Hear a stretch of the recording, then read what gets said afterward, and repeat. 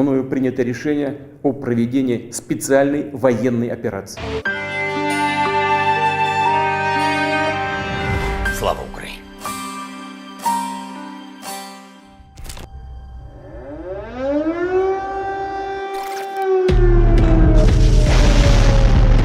Atualmente está havendo uma guerra entre Rússia e Ucrânia, onde está gerando muitas dúvidas em todos. O porquê dessa guerra? Qual o motivo?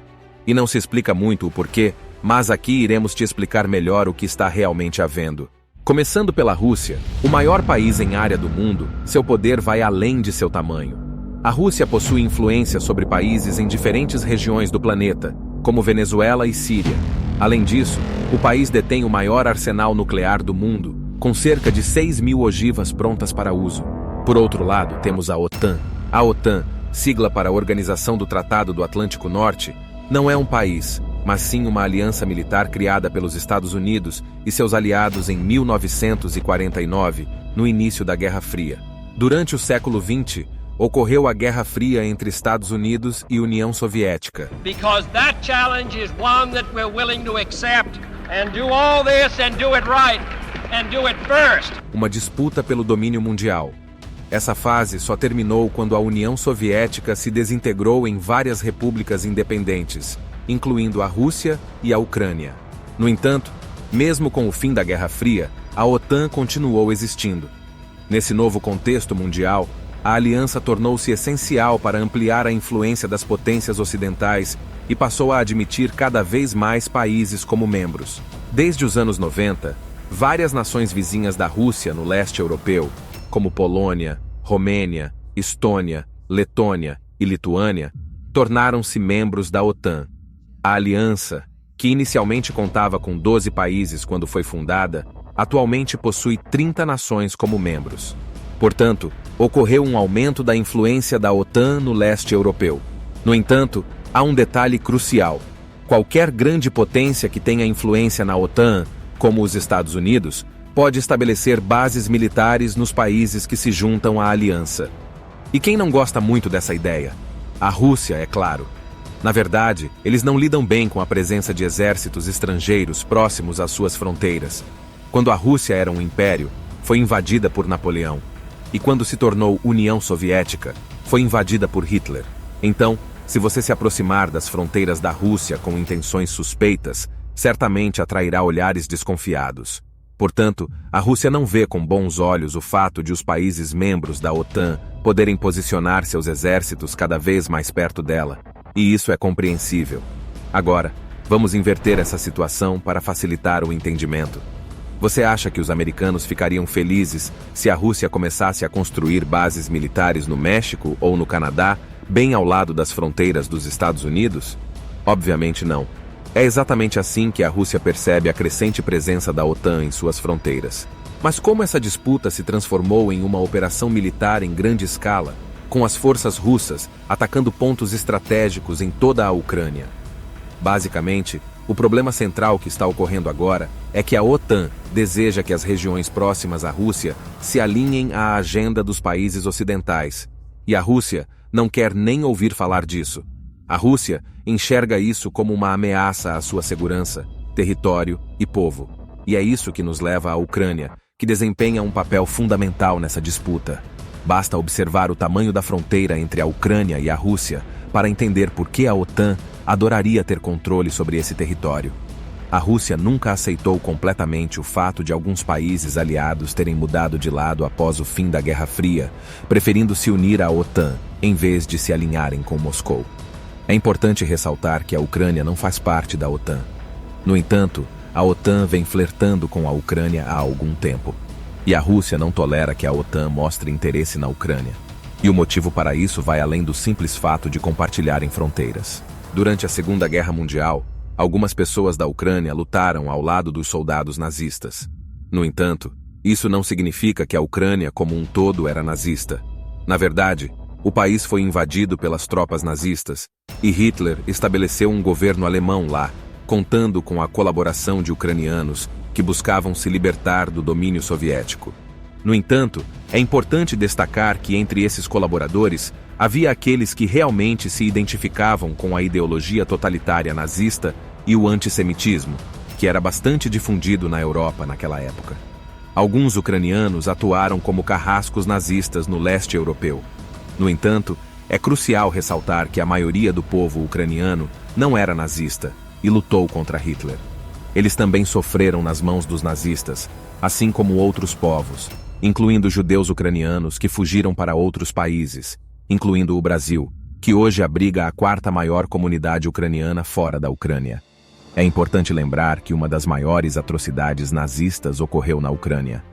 O massacre de Babi Yar exemplifica a complexa relação entre Rússia e Ucrânia, com a execução de 35 mil judeus de Kiev em um curto período de tempo.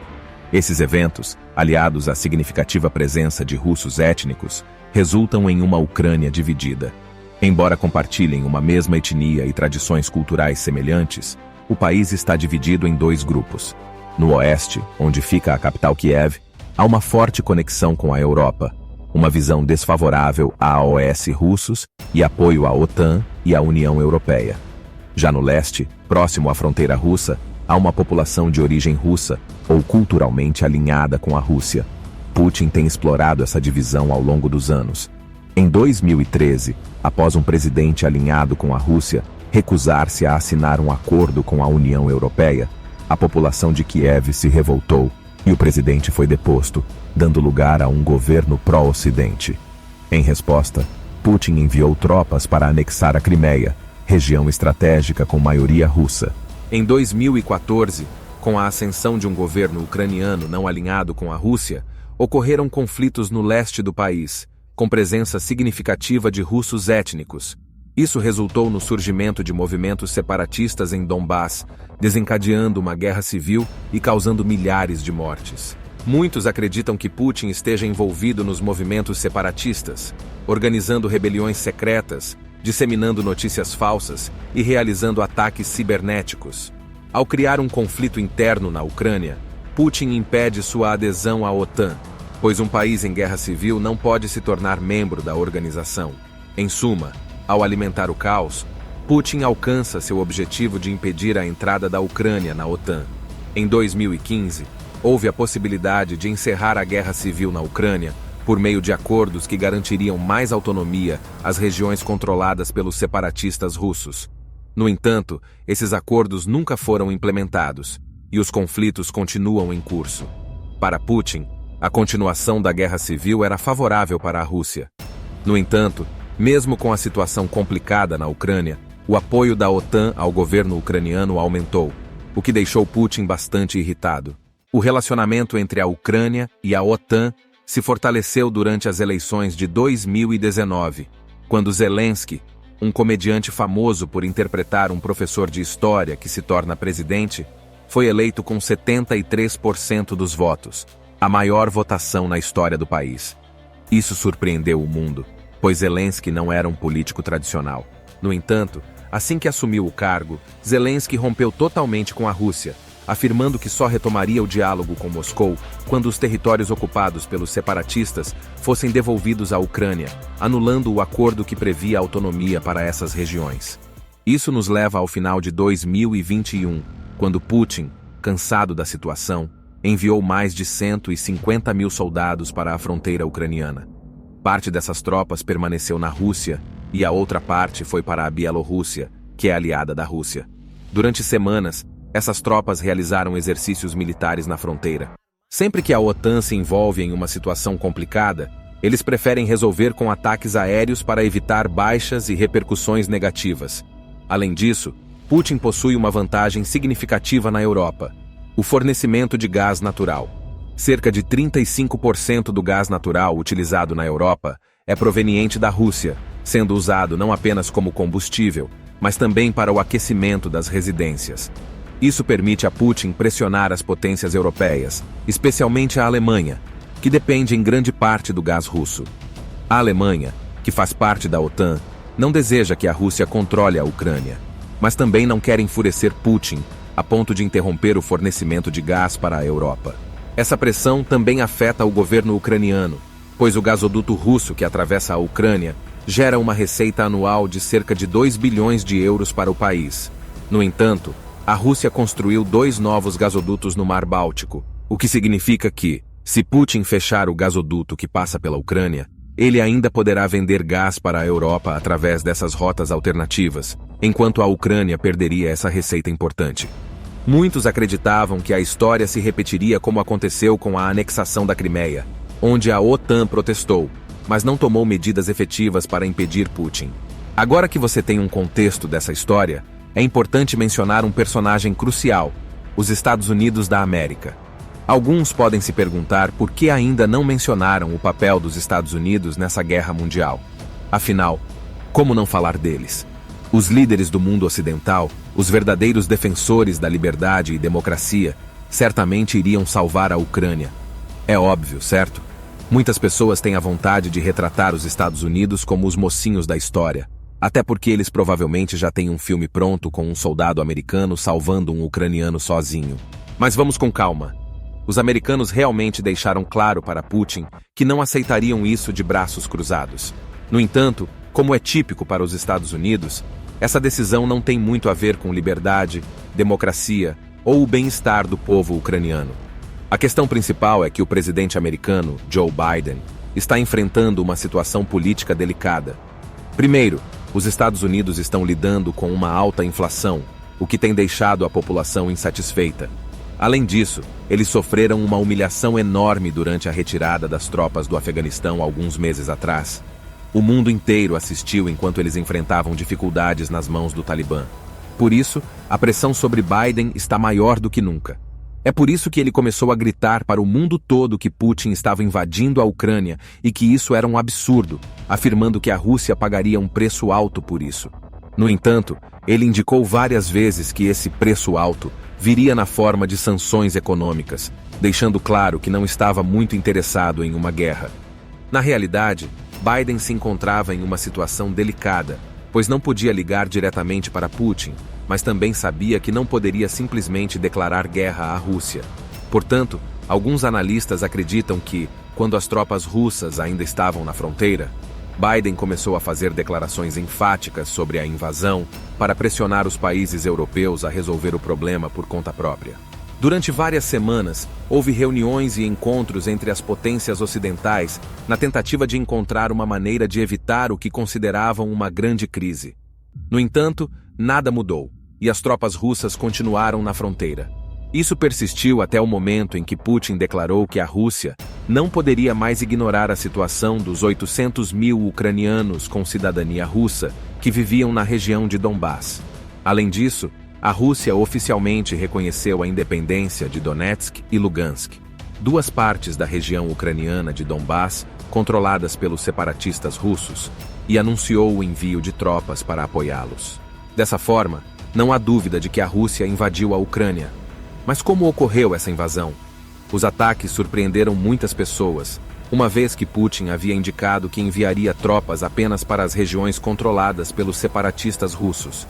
No entanto, a realidade é que ele ordenou uma ofensiva em toda a Ucrânia. Isso começou com uma intensa chuva de mísseis russos direcionados a várias cidades, incluindo a capital Kiev. Logo no primeiro dia, os combates terrestres também se iniciaram, como era de se esperar. O exército russo é significativamente maior do que o ucraniano, possuindo um número muito maior de soldados, tanques e poder aéreo. Basta olhar para os orçamentos militares de cada país. Em 2021, a Rússia investiu 57 bilhões de dólares em suas forças armadas, um orçamento cerca de 13 vezes maior do que o da Ucrânia, que foi de 4 bilhões de dólares. Diante disso, o presidente ucraniano convocou uma mobilização geral da população. Homens com idades entre 18 e 60 anos não podiam mais deixar o país, e todos os reservistas, ou seja, aqueles que já haviam sido dispensados do exército, deveriam se apresentar nos postos militares. O presidente também afirmou que todos que desejassem lutar contra os russos receberiam armas gratuitamente. Um dos principais alvos dos russos estava na região sudeste do país, pois assim, a Rússia poderia criar um corredor entre seu território e a Crimeia. Outro alvo era a cidade de Kharkiv, a segunda maior cidade da Ucrânia, localizada próxima às áreas ocupadas pelos separatistas russos. Putin também mirou cidades ao longo do rio Dniepr, que corta a Bielorrússia, Rússia e Ucrânia, sendo uma peça-chave em sua estratégia de invasão. Além disso, era crucial para a Rússia conquistar Odessa e seus portos marítimos, que são os mais importantes da Ucrânia, a fim de isolar o país do Mar Negro. E é claro, não podemos deixar de mencionar a capital Kiev, que é um dos principais objetivos que Moscou busca nessa guerra.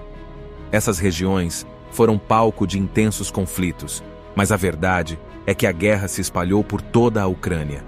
E como em todas as guerras, os principais afetados foram os civis. Portanto, os habitantes da Ucrânia foram os principais afetados por essa situação. Durante todo o tempo, edifícios públicos e até mesmo residenciais foram atingidos por bombardeios, e frequentemente os confrontos entre russos e ucranianos ocorriam nas ruas, no meio de grandes cidades. O resultado disso foi o deslocamento de mais de 3 milhões de refugiados nas últimas semanas. Segundo estimativas da ONU, até 7 milhões de pessoas podem fugir do país, o que representa cerca de 15% da população ucraniana, que possui aproximadamente 44 milhões de habitantes. Essas pessoas, em sua maioria, buscaram refúgio em nações vizinhas, como Romênia, Moldávia e principalmente Polônia. Embora vários países europeus tenham facilitado a entrada desses indivíduos, muitas vezes sem exigir documentos, a jornada está longe de ser fácil. Há multidões tentando embarcar nos trens que deixam o país e muitos não conseguem. Além disso, na Polônia, que tem recebido o maior número de refugiados ucranianos, muitos dos quais são idosos e crianças, eles precisam enfrentar longas filas de imigração por quase 60 horas em condições de temperatura extremamente baixa. Isso sem mencionar o racismo, pois existem relatos de refugiados que estão encontrando dificuldades para entrar em outros países europeus simplesmente por não serem brancos. Durante a guerra, os russos tomaram o controle da área da usina de Chernobyl, que ainda contém resíduos nucleares do desastre ocorrido nos anos 80. Esse evento gerou preocupação devido ao aumento da radiação na região, provavelmente causado pelos tremores resultantes dos ataques. Acredita-se que os russos tenham interesse nessa usina como um símbolo de importância histórica. O desastre de Chernobyl foi um fator que contribuiu para o colapso da União Soviética, e alguns analistas argumentam que a posse do que resta dessa usina é de grande significado para Moscou. Além disso, a tomada de Chernobyl levantou preocupações adicionais. A Ucrânia possui outras usinas nucleares em funcionamento, e o ataque a Chernobyl indica que essas instalações também estão em risco por parte da Rússia. Um incêndio na usina de Zaporíjia, a maior da Europa, durante a segunda semana do conflito, aumentou as preocupações, pois uma explosão nessa usina poderia ser até 10 vezes mais devastadora do que a de Chernobyl. Atualmente, os russos controlam essa usina, que fornece 25% da energia consumida na Ucrânia. Após a dissolução da União Soviética, a Ucrânia se tornou a terceira maior potência nuclear do mundo, herdando cerca de 5.000 armas nucleares. No entanto, essas armas estão sob posse da Rússia. Em 1994, a Ucrânia fez um acordo com a Rússia, Estados Unidos e Reino Unido, no qual concordou em se desfazer de seu arsenal nuclear em troca da promessa de que essas potências não atacariam o país. As armas nucleares da antiga União Soviética que estavam na Ucrânia foram transferidas para a Rússia. Contudo, a Rússia quebrou esse acordo e atualmente está atacando a Ucrânia. Inicialmente, muitos acreditavam que a invasão russa seria resolvida em 1 ou 2 dias, considerando a força da Rússia.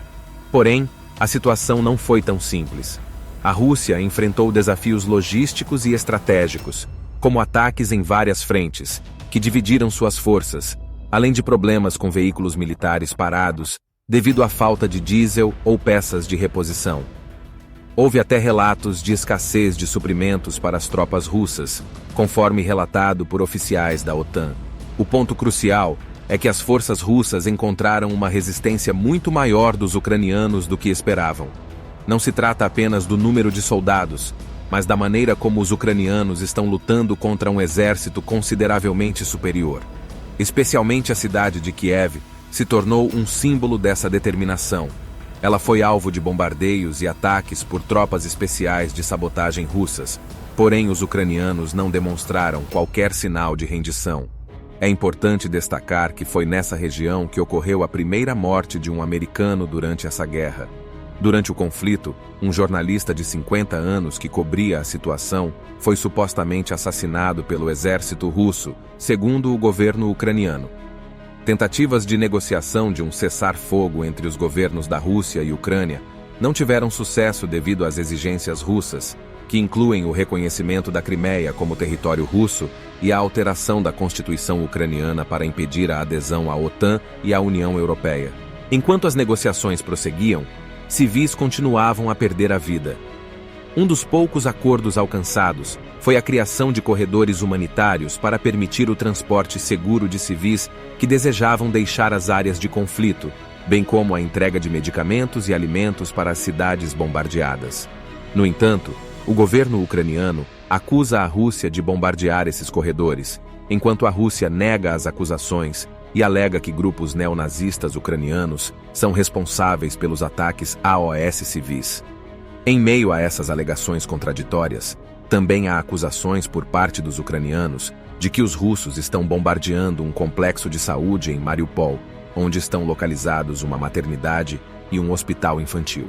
Durante as negociações de um acordo de cessar-fogo na Ucrânia, a tensão aumentou quando os russos afirmaram ter desmantelado laboratórios de armas químicas e biológicas no país, acusando os Estados Unidos e a OTAN de patrocinar tais instalações. O governo ucraniano negou essa afirmação, chamando-a de mentira propagada por Moscou, e acusou a Rússia de planejar o uso de armas químicas e biológicas. Segundo a ONU, aproximadamente 1.104 civis, incluindo 96 crianças, foram mortos, e mais de 1.754 pessoas ficaram feridas na Ucrânia. No entanto, acredita-se que esses números sejam subestimados, com a cidade de Mariupol sendo um exemplo, onde o governo ucraniano e a União Europeia relatam a morte de 2.500 residentes. Devido ao cerco das tropas russas, a ONU não pode verificar essas mortes e determinar um número preciso. Essa situação levou à solidariedade global em apoio à Ucrânia, com muitas pessoas usando as cores do país em roupas e nas redes sociais, como uma forma de demonstrar apoio e homenagem. A tensão entre a Rússia e o Ocidente vai além da Ucrânia, resultando em uma guerra econômica e de narrativas. O Ocidente impôs sanções econômicas, incluindo o congelamento de ativos de bancos russos, Putin e membros do governo e elite russa. A exclusão da maioria dos bancos russos do sistema SWIFT teve um impacto significativo, impedindo transações financeiras com instituições em mais de 200 países. Isso afetou a economia russa, que possui grandes reservas internacionais, mas enfrenta dificuldades para acessar esses recursos fora do sistema internacional de pagamentos. No entanto, o comércio de petróleo e gás russo continua sendo negociado sem grandes interrupções. A situação representa uma tensão global sem precedentes desde a Guerra Fria. Os principais bancos russos foram mantidos no sistema SWIFT, apesar das sanções, devido à dependência global do petróleo e gás russos. No entanto, o presidente Biden proibiu as empresas americanas de importarem petróleo da Rússia, o que afetou ainda mais a economia russa. A grande incógnita é se a Europa seguirá o mesmo caminho. Putin advertiu que suspenderá as vendas de gás natural para a União Europeia se as compras de petróleo russo forem reduzidas. Essas sanções foram projetadas para prejudicar a economia russa, e os efeitos já estão sendo sentidos. A desvalorização significativa do rublo após as sanções levou muitos russos a trocar seu dinheiro por dólares e guardá-los em casa. A longo prazo, essa guerra econômica pode prejudicar outros países, incluindo o Brasil, devido a negócios da Rússia com várias nações. A crise econômica russa de 1998, quando o país suspendeu o pagamento de suas dívidas internacionais, devido à falta de recursos, teve um impacto global significativo e resultou na desvalorização do real em relação ao dólar. Durante os anos 90, o Brasil passou pela implantação do Plano Real, com uma taxa de câmbio de R$1 para $1. No entanto, a crise econômica na Rússia no final dessa década fez com que essa paridade fosse encerrada. Agora, analistas alertam que as atuais sanções podem resultar em uma crise econômica ainda mais severa do que a enfrentada pela Rússia naquela época. Além disso, a Ucrânia desempenha um papel importante na produção mundial de trigo, o que pode afetar os preços globais dos alimentos, incluindo o pão. Por sua vez, É impossível discutir geopolítica ou mercado internacional sem considerar a China, especialmente porque a China e a Rússia têm parcerias comerciais significativas. Embora o governo chinês não apoie abertamente a Rússia nessas questões, ele afirmou que as sanções não são a melhor forma de resolver problemas internacionais, principalmente quando impostas por alguns países e não conta com a colaboração chinesa. Portanto, a China continuará mantendo relações normais com o governo russo, mas não tem intenção de sustentar financeiramente a Rússia. Além do conflito militar e da guerra econômica, também ocorre uma guerra de narrativas. Putin justifica as ações das forças russas, alegando que não estão invadindo outros países, mas realizando uma missão de desmilitarização e desnazificação para proteger o povo russo das ameaças militares e neonazistas provenientes da Ucrânia. Embora o neonazismo não seja uma invenção de Putin, existem movimentos nacionalistas de extrema-direita na Ucrânia que participaram dos protestos contra o presidente pró-Rússia e estão envolvidos no conflito contra os separatistas russos. Na Rússia, há alegações do governo e da imprensa de que grupos de extrema-direita na Ucrânia estão cometendo genocídio, envolvendo execuções, torturas e estupros na região de Donbass. Esses grupos ganharam poder político devido à luta contra separatistas russos e estabeleceram conexões com diversos setores do governo. No entanto, a versão oficial do governo ucraniano é de que eles tentaram isolar e reduzir a influência desses grupos. Há pessoas que questionam a eficácia dessa luta ou afirmam que não foi realizada de forma séria, uma vez que esses grupos ainda mantêm conexões importantes nos ministérios, no parlamento e nas forças armadas da Ucrânia. Vale mencionar que o presidente ucraniano, Zelensky, é judeu e sua família possui vítimas do Holocausto. Ele considera ridícula a afirmação de Putin de que ele lidera um governo neonazista. Além disso, o governo de Israel mostrou solidariedade à Ucrânia no conflito. Inclusive, uma foto viralizou na internet, mostrando judeus cobertos com bandeiras da Ucrânia rezando no Muro das Lamentações, em Jerusalém. Embora a Ucrânia tenha uma forte presença da extrema-direita, é importante destacar que o fortalecimento desses grupos não é exclusivo do país, pois ocorre em várias partes do mundo, incluindo outros países europeus, e até mesmo no Brasil. Acredita-se que Putin esteja utilizando a estratégia de retratar a Ucrânia como nazista para obter apoio da esquerda global e mobilizar o povo russo, que condena fortemente o nazismo. No entanto, é importante ser realista e reconhecer que Putin não representa a liberdade e a democracia. Houve protestos em Moscou contra a invasão da Ucrânia, pois muitos russos são contrários à guerra, mas a polícia reprimiu violentamente os manifestantes, resultando em milhares de prisões. Além disso, Putin proibiu a imprensa independente russa de usar termos como guerra, invasão ou ataque para se referir ao conflito na Ucrânia. Os jornalistas são obrigados pelo governo a usar a expressão Operação Militar Especial do Donbass. Isso representa um controle da imprensa próximo da censura.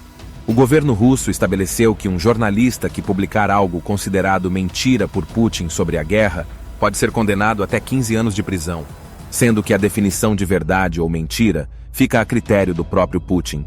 Como forma de protesto, vários jornais russos anunciaram que não cobrirão mais a guerra. Jornalistas ocidentais estão deixando Moscou com medo de Putin. Além disso, as redes sociais, como Facebook, Instagram e Twitter, foram bloqueadas na Rússia, evidenciando uma clara forma de censura. É importante ressaltar que muitas pessoas na Rússia, especialmente as mais idosas que se informam apenas por meio da imprensa tradicional, que agora está totalmente controlada por Putin, não têm consciência real do que está ocorrendo nessa guerra. A explicação de uma operação militar especial não convenceu a OTAN, que considera a invasão da Ucrânia uma agressão à sua soberania. A narrativa dessa guerra foi dominada pelo presidente ucraniano, Zelensky, e suas ações nas redes sociais, onde ele ataca Putin, convoca o povo ucraniano e exige a intervenção militar direta do Ocidente. Essa estratégia trouxe visibilidade a Zelensky e o transformou em um herói para muitos na internet. Embora ele tenha enfrentado críticas por armar a população e colocar civis em perigo, Zelensky é quem está moldando a narrativa globalmente, o que possui um poder significativo nos dias de hoje. O movimento criado por eles e pela Ucrânia nas redes sociais resultou em boicotes à Rússia por parte de empresas e organizações. Apresentações de balé e concertos liderados por maestros russos foram cancelados no Ocidente, e os russos não poderão participar do Eurovision neste ano, a maior competição musical da Europa. No âmbito esportivo, os russos foram excluídos de várias modalidades, incluindo a transferência da final da Champions League de São Petersburgo para Paris e a suspensão da seleção russa pela FIFA na Copa do Mundo. Essas ações fazem parte da estratégia do Ocidente para gerar um sentimento anti-Putin na Rússia. Além disso, várias empresas multinacionais interromperam ou suspenderam suas operações na Rússia como forma de protesto. Grandes marcas, como McDonald's, Mastercard, Coca-Cola e Starbucks, estão envolvidas nesse boicote. Putin advertiu que essas empresas estrangeiras têm algumas semanas para retomar suas atividades. Caso contrário, suas instalações serão nacionalizadas e entregues a empresários russos. Na prática, o governo russo irá confiscar lojas, escritórios e fábricas dessas empresas, repassando-os a empresários locais. Apesar de muitos russos serem contrários à guerra, a aprovação do governo Putin aumentou de 71% para 83% em apenas um mês. Embora Putin esteja censurando a mídia e manipulando informações, a estratégia de comunicação do governo em relação à guerra, chamada de Operação Militar Especial, tem sido altamente eficaz dentro da Rússia. Antes da invasão, Putin defendeu que o colapso da União Soviética prejudicou a Rússia e os antigos cidadãos soviéticos que se tornaram independentes. Ele também afirmou que a existência da Ucrânia não faz sentido, pois a considera parte da Rússia devido à presença significativa de russos étnicos na região. Nessa perspectiva, ele argumenta que não está invadindo um país, pois a Ucrânia seria parte integrante da Rússia. Vale destacar que a Ucrânia surgiu antes da Rússia, e Kiev é uma cidade mais antiga que Moscou. Putin nunca escondeu seu desejo de que a área de influência da OTAN retornasse ao que era em 1997, antes da entrada da aliança no leste europeu. Ele busca um cenário sem bases militares da OTAN nos países que fazem fronteira com a Rússia e também pretende reduzir a influência econômica da União Europeia para estabelecer a Rússia como o principal ator no leste europeu. No entanto, é considerado impossível o retorno à União Soviética nos dias atuais. Alguns analistas argumentam que o verdadeiro objetivo de Putin é desestabilizar a democracia liberal ocidental em certas regiões do mundo. Ele busca abrir espaço para governos nacionalistas e autoritários que o vejam como um líder modelo e que se alinhem a Moscou contra a hegemonia dos Estados Unidos e seus aliados, além de confrontarem a decadência moral do Ocidente. Essa estratégia é considerada audaciosa. Alguns analistas argumentam que Putin está direcionando seu foco não apenas para a União Soviética, mas também para o antigo Império Russo, buscando estabelecer-se como um estrategista militar de destaque e líder de uma nação que exerce influência em toda uma região. Essa abordagem inevitavelmente resultará em divisões no mundo. Embora a OTAN tenha sido criada em 1949 para conter uma possível invasão soviética na Europa, o fim da Guerra Fria há 3 décadas levou muitos governos ocidentais a questionarem a relevância contínua da aliança. No entanto, a invasão da Ucrânia pode ter alterado essa perspectiva, revitalizando a importância da OTAN. Recentemente, Suécia e Finlândia começaram a dar passos em direção à adesão à aliança, enquanto Putin alertou sobre retaliação caso esses países se juntem à OTAN. Considerando a extensão da fronteira entre Finlândia e Rússia, é difícil prever se essa situação pode desencadear uma terceira guerra mundial. No entanto, certos eventos recentes têm mantido o mundo em alerta. O presidente Biden deixou claro que a OTAN responderá com contra-ataque se a Rússia atacar qualquer país membro. Além disso, o presidente da Ucrânia afirmou que um ataque russo a um país da OTAN é apenas uma questão de tempo. Logo após essas declarações, os russos bombardearam uma base militar ucraniana localizada a 25 quilômetros da fronteira com a Polônia, membro da OTAN. Em caso de guerra, a proximidade de 25 quilômetros na fronteira é insignificante. Se um míssil russo atingir a Polônia, mesmo que por acidente, os países ocidentais não ficarão inativos. Putin não hesita em recorrer às armas nucleares, que foram temidas durante a Guerra Fria. Ele realizou exercícios militares com armas nucleares e deixou suas equipes nucleares em estado de alerta. No entanto, ele não é o único possuidor de armas nucleares no mundo, já que os Estados Unidos têm cerca de 100 armas nucleares posicionadas na Europa. Alguns veem a postura de Putin como uma estratégia diplomática, mas o uso de armas nucleares é uma questão séria que deveria ter sido superada. O presidente dos Estados Unidos advertiu que uma nova guerra mundial seria nuclear. É importante lembrar que as armas nucleares atuais são muito mais poderosas do que as usadas em Hiroshima e Nagasaki, no final da Segunda Guerra Mundial. Se uma bomba nuclear fosse lançada no centro da Europa, inúmeros países seriam devastados. Além disso, o papel da China nessa situação também é um aspecto relevante a ser considerado. A China não condenou o ataque russo, mas defendeu uma solução pacífica. No entanto, há relatos de que a China estaria disposta a ajudar a Rússia na guerra, de acordo com grandes jornais americanos. Os Estados Unidos alertaram seus aliados europeus sobre esse risco, mas a Rússia negou a veracidade dessas informações. Houve uma conversa entre os Estados Unidos e a China, na qual os americanos deixaram claro que o apoio à Rússia resultaria em consequências negativas para as relações da China com os Estados Unidos e seus aliados. A China reconhece a importância dos mercados internacionais para seu país. É fundamental entender que os países agem com base em seus interesses, não possuindo amizades permanentes. A diferença está na capacidade de cada país em buscar seus interesses. É importante destacar que as potências ocidentais, lideradas pelos Estados Unidos, não são isentas de culpa nessa situação. Os Estados Unidos possuem o maior poder militar dentro da OTAN, mas também têm suas próprias vulnerabilidades. Embora se autodenominem defensores da democracia e dos direitos humanos, frequentemente atacam outros países ou patrocinam golpes de Estado para destituir governos que não são de seu agrado. É amplamente conhecido que os interesses políticos e econômicos são os principais motivadores das ações americanas, não a liberdade em si.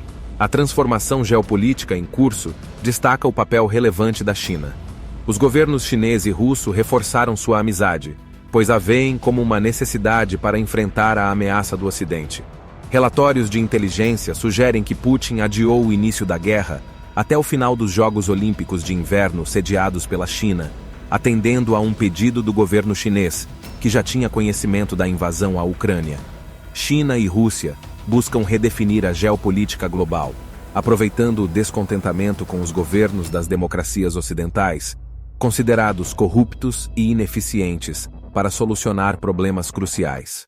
Ambos os países veem essa situação como uma oportunidade para fortalecer seu poder político e econômico. A China observa atentamente as reações do Ocidente caso decida tomar Taiwan, um território independente que Pequim considera parte de seu país. É lamentável que, em vez de progredir após a Guerra Fria, estejamos retrocedendo ao dividir novamente o mundo. Enquanto as principais potências brincam de guerra na Ucrânia, inúmeras famílias são destruídas. Aqueles que discordam do conflito têm apenas a opção de fugir do país, abandonando suas casas e entes queridos, enfrentando uma crise de refugiados sem precedentes na Europa. Nenhuma narrativa pode amenizar o sofrimento dessas pessoas. Esse foi o vídeo explicando a guerra entre Rússia e Ucrânia. Se você gostou, por favor, inscreva-se neste canal e não esqueça de deixar o like e até a próxima.